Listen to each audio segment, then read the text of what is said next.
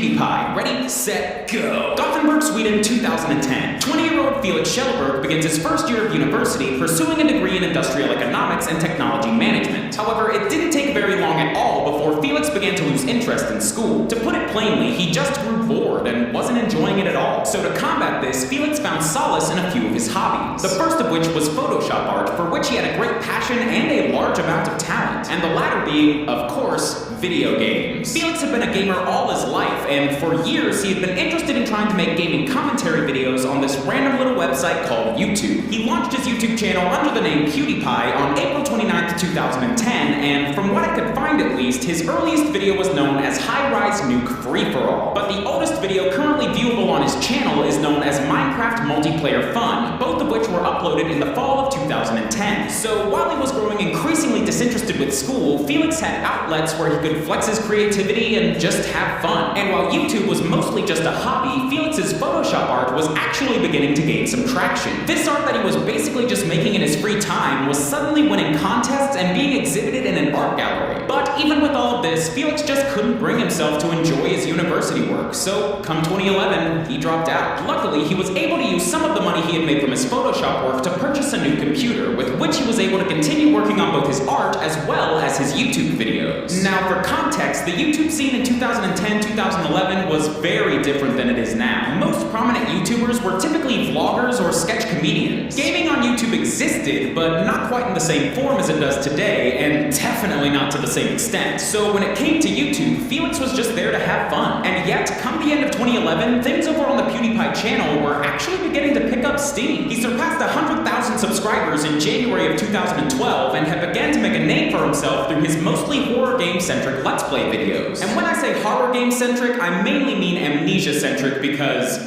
dear Lord! But while his various Let's Plays were earning good views, it was his series of scary and funny highlight montage videos that really helped the PewDiePie channel take off, gaining hundreds of thousands, even millions of views each. And as many of you are aware, 2012 marked a massive shift in how YouTube operated, ditching the site's old and easily exploitable view-based algorithm in favor of a retention time-based model. Longer, bingeable, and more frequent video uploads were now the things getting large amounts of promotion, rather than, say, Smosh's weekly 2-minute sketch comedy video. PewDiePie fit this bill perfectly, and thus over the next several years, Felix's channel just continued to grow and grow and grow. But of course, algorithmic optimization doesn't mean much if you don't have good videos to back it up, which Felix had in spades. In fact, during this period in 2012, Felix began some of the most popular of his really early Let's Plays, like Happy Wheels, Facade, Chats with Cleverbot, and of course, more Amnesia.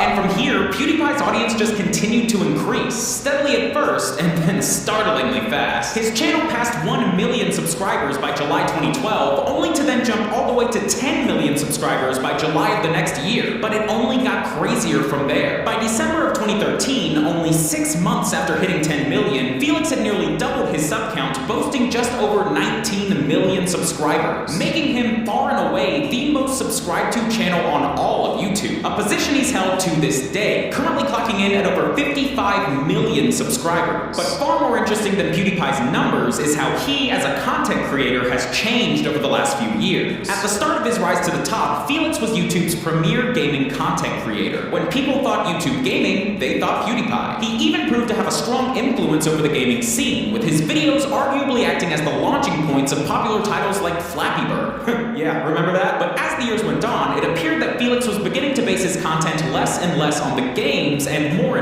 on his own personality. This became the most notable around 2016, when Felix's output looked less like this and more like this. Less surgeon simulators and more try not to laugh challenges. And this shift to more personality-driven content was also reflected in PewDiePie's newest and biggest project at the time, a premium YouTube-Red original series known as Scare PewDiePie. Premiering on February 10th, 2016, Scare PewDiePie was all about taking the world's most popular gamer and placing him into real-life versions of the horror games he was known for playing. Scare PewDiePie was a pretty big hit, with its free trial episode boasting well over 40 million views. And there was even a second season featuring fellow Let's Player Jacksepticeye set for release in 2016 2017 known as Scare PewDiePie Multiplayer. But unfortunately, despite being finished and ready for release, this entire season was cancelled. And now we're getting to it. So it's no secret that over the course of his career, PewDiePie has been subject to controversy, particularly when it comes to his more abrasive sense of humor. But this kind of came to a head in early 2017 when a few admittedly tasteless jokes of his not only began to catch heat, but kinda set the whole woods on fire. These jokes, along with several other out-of-context circumstances surrounding Felix, were then plucked by various news outlets and used as basically an all-out attack on PewDiePie. He was being labeled a racist and anti-Semite, he was dropped from his network, and as I said before, YouTube canceled Season 2 of Scare PewDiePie. And while Felix apologized for these jokes and denied allegations of being a racist or full-on Nazi, the news outlets that had come out against him never really let up on him or on YouTube in general, leading to what we now know as the YouTube adpocalypse. But despite all of this, Felix hasn't slowed down for even a second. His channel is as big as ever, still averaging several millions of views per upload, and he's even been doing a few more gaming-related videos than usual recently. PewDiePie is PewDiePie, you know? There are very few people on YouTube like Felix. For many people, when they think YouTube, PewDiePie is the first person who springs to mind. And this has been both a positive and a negative thing throughout his career. Positive, as it's given him the opportunity to do amazing things like release books and video games of his own and raise millions of dollars for charity. But also negative, as he's basically been treated like a target by more mainstream media outlets even before the most recent 2017 controversy. Looking back several years ago, the only time more mainstream news outlets would even look at PewDiePie was to talk about how much money he made, and do so in a very condescending, can you believe this kind of way. But through it all, Felix has never stopped making videos, opting instead to grow and change as a content creator. One day he was a college dropout making videos for fun, and only about 3 years later, he was the top off world's premier video sharing website. And since then, Felix's channel has basically acted as the archetype of how a gaming channel can succeed. Pretty much every major gamer on YouTube has followed a similar pattern as Felix over their career. Everything from the games they play to the way they do face cam, and even the whole thing of shifting from gaming-centric content to more personality-driven content. So whether you love him or hate him, I think it's safe to say that YouTube as a whole would have been very, very different without PewDiePie. And no one knows this quite like Let's Player Jacksepticeye, whose rise to popularity on YouTube began in late 2013 when Felix ran a shout-out contest on his channel. Jack entered and won this contest back when he only had a little over 2,000 subscribers, but I'm getting a little bit carried away. If you like